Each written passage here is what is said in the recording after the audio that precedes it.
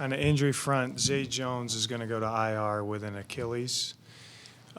Simi is going to miss some time with an arm, and then everybody else kind of still getting checked out here. We'll see about those guys on Wednesday. Met with the team today. Obviously a disappointing game there on the road. Didn't play our best ball versus a good team and got beat up pretty good. But they understand why that happened and what we need to do better moving forward. So I did tell them that we got to learn from it and then we got to flush it, because just like any win or loss, doesn't matter how you get there. The most important thing is the next week. So that's where our focus will be going to San Francisco here. You said the guys understand why it happened. Why, in your mind, did it happen? We had some assignment issues, some technique issues. We actually won the double positive, but when you spot a team 14 points on offense and they score the first 3 drives and you find yourself down 35-0, that's a tough hole to come out of. Games can get away pretty quick from you when that happens. What I do appreciate, though, they did battle. And we had a chance, honestly, in my opinion, there at the end of the third to cut it to a 2-score game. So the effort was there and they reset themselves, but, no one feels good about how that game unfolded. I asked Ed Zilberg about that, how, you guys didn't quit. You saw Buda Baker and other people around on the sideline. Jacoby talked about one play at a time. And when I asked him what that said about the character of this team, he talked about that the love that these guys have for each other. For you as the head coach, when you see that they didn't quit and you hear what Denzel has to say, what does that tell you about the culture of this team? Yeah, I expected that, but until you get into a game like that, you don't really know. So that was good to see, truthfully. And that's why, going in there today, there's no sugarcoating anything. The truth is the truth. The facts are the facts. And you address it and you point it out. You learn from it and you move on. And that's what we'll do.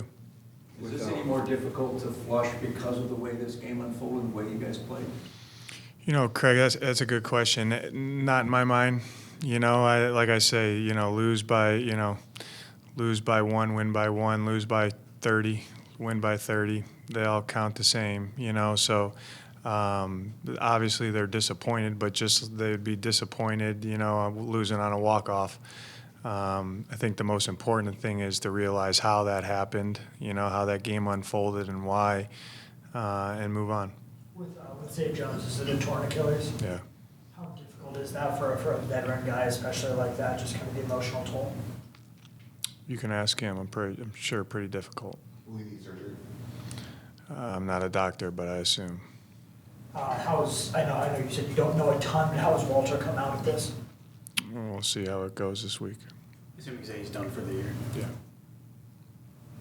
Coach, what would you attribute the struggles on 3rd and short, 4th and short to?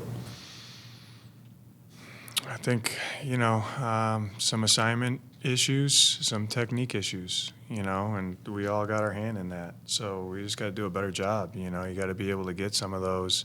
And credit to them, too. They did a good job. They had one good call up, but we got to be able to get a yard. I know it might be easier said than done to just say, well, why don't you try like a quarterback sneak? So many teams doing a tush-push variation. Was that a thought to potentially do that? Yeah. It seemed like they generated a lot of pressure, whether they brought blitzes or just four-man rushes. What, in your mind, contributed to that? Hey, you were right on the second one. That was a 5-man. I thought they dropped out a guy, so I thought it was a 4-man. It was 5-man. Yeah. They do a good job. Coach McDonald does a good job. We have SOPs with protections, different things going into the game. I thought for the most part we operated well. They did get us on one with something that we were doing, but we had an answer. We just didn't get to the answer, and so that's my fault. And then there's other ones that we got some singles and we just got to win a little bit quicker. And again, that's protection issues. If they're putting a lot of pressure on the quarterback, it falls onto all 11. It falls on the play call, the detail, how we're coaching it. we definitely can't let the quarterback stand back there and get hit like that, you know, so we got to do a better job. On the first strip sack, 3 guys went to Leonard Williams. Was that how it was supposed to be designed, or was there miscommunication? We changed we changed the protection on that one. That's a double-edged bliss with the nickel and the safety. We had everybody picked up, everybody accounted for except the mic. With you talk about the communication and everything, do you think it's more because of who Seattle has on defense and what they were doing? Because it felt like you guys had done a fairly good job of that in previous games. Yeah, I would say a little bit of both, you know, and then, you know, we did have certain things to a couple of their people, and they got to some compliments, you know. Coach, why did you go with Keaton at 5:31 or whatever it was to go in the fourth? Felt like that was the right thing to do. Coach, with the injuries to the wide receiver room now, is there a moment where I know everybody stars in their role and all the guys know that at any given moment it could change, but is this one of those things where you go up to a guy like Xavier Weaver and you say, hey, like you have an opportunity to make even more of an impact now? Yeah, I don't have to tell any of those guys when they're about to play. You're right, Zach. He knows. I know it's just one play, but back to that very first strip sack with Beecham in motion across the line. I'm just curious, like, when they're showing, as you said, a bunch of pressure off the left side, why not change the protection to have Beecham stay on the left We side? did. We flippered it that way. Sorry? We flippered it that way. We hit the back, got on the one edge guy. We fanned to the other guy. The mic added on. So when they're showing now, they're just like, okay, sometimes the mic is going to be unblocked and that's football? You got to have an answer to get the ball out of your hand when that happes. Can you take us through the just roller coaster of emotions from within a 7-day span where you guys went on Monday night, prime time, looking good, Jacoby's the starter, Kyler and I are getting ready for a big division game, then for the first time this year, the game kind of gets away from you? Long way away, that Monday night game. You know, just like this, to your point, you know, Craig, you coach, like that Monday night game was buried on Tuesday. So that's kind of in the past. And you do everything that you can to try to win a game, and we did not even come close to doing that yesterday, but now that one's in the past too. So, you know, the NFL, if you ride the ups and the downs of a season, you're going to be emotionally taxed. I know that. So, you know, and I go through it. You know, it's a good question. I was, you know, not pleased on the plane coming home. You go to bed, you wake up, and you go back to work. You know, and you gotta, what's the result I want? Take the emotion out of it. What's the result I want? And how do I get there? You know, so what's my response today to the players to get the result that we want, which is to play better and win. And you gotta select the right tool. Jacoby was saying he needs to do more of those 2 strip sacks. It was such a bang play. What more do you want to see out of those situations? It's tough. I would tell him, he's done a great job of this, protect the football. I know they only had 13 dropbacks, so there's not a ton to look at, but what do you think your pass defense did not do well enough in this game? Yeah, I laughed because they threw the ball 12 or 13, whatever you said, 12 or 13 times. The known pass, which there weren't many of those, because of how the game unfolded, I think we got to rush and cover better. Coach, when a team is running against you like the Seahawks did yesterday, how do you go about trying to slow that down or work through that? Yeah, it's you know, they're, in my mind, in the whole second half, they're in 4-minute mechanics, so good luck calling a good call there. But that's where we're at. You know, I would like to see, like I said, the effort was there. I think as the game progresses, we got to make sure that we do a good job with our fundamentals and technique, because I actually, in the first part of the game there, I actually thought we were pretty good. You know, a couple of runs for 3 yards, one yard here or there. I thought we were playing it pretty good with playing some shell too in a light box. As the game wore on, we got to make sure that we're on the details. With a play like Garrett, he was honest after the game. He's like, he was frustrated because on that first play, deep to JSN, like he's like, you do all the work and then you step on a foot and you fall and you don't get to see how it turns out, but it doesn't matter because the play doesn't get made. Like, is that basically how a player has to look at it? Like, you you did the right things to be in the right place, and something happens, and it's not necessarily technique related, I don't think, and to lose out, is that it, you just got to make the play? Yeah. Is this as frustrated as you've been as a head coach in your 3 years here? You've been more frustrated. No. Yeah. Yesterday was the first time, but it felt like a long time. When you say that, Josh, like frustrated, I don't know, is I don't know, is the right word.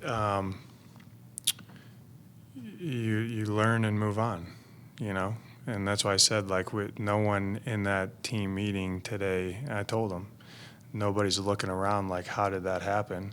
We collectively allowed that to happen, all of us in there. So you take that on the chin and you move on. Frustration, just a waste of time. There's a human element to this, where like you work so hard and you go through a losing streak, and then you do what you did in Dallas, and you come back with this. Like, it's got to take a toll to some degree now. You gotta be psychologically trained and move on. Touching on that, yesterday was one of the few games in your coaching tenure where it felt like it kind of really got away from you guys. Yeah. You guys have done a really good job of, if you're losing, really staying in the games and being competitive. Where does that loss, I guess not even rank, but did you feel the same way coming out of that game? They're all the same to me. I mean, again, though, like, you know, where the game's at, it's, I think Kenny said it on a headset, you know, where, because you start talking about decision-making of going for it on fourth down when you're down that much, and it is not pretty. And it's like, okay, well, you can go one of two ways. You can make decisions predicated to not get beat 50-0, or you can make decisions to try to get back in the game. And I've said since we've been here, I don't care what the optics are, I'm always going to make decisions to try to get back in the game. And so be it if it doesn't work out. And that's what we kind of did, you know, because you could say, oh, you kick a couple field goals there, you don't know how the game's going to go out. Well, when you're down that many, in my mind, you got to score touchdowns to get back in the game. So I guess in the moment, I'm not even thinking about how bad this is. It's how we try to get back in the game, you know. So my feelings are irrelevant to what had went on in the first, you know, quarter and a half. There's a focus and a thought process to how to try to get us back in the game. That's what you're concentrated on. Did the biggest issues in this game feel like things that you guys have struggled with all season and continuations of negative trends?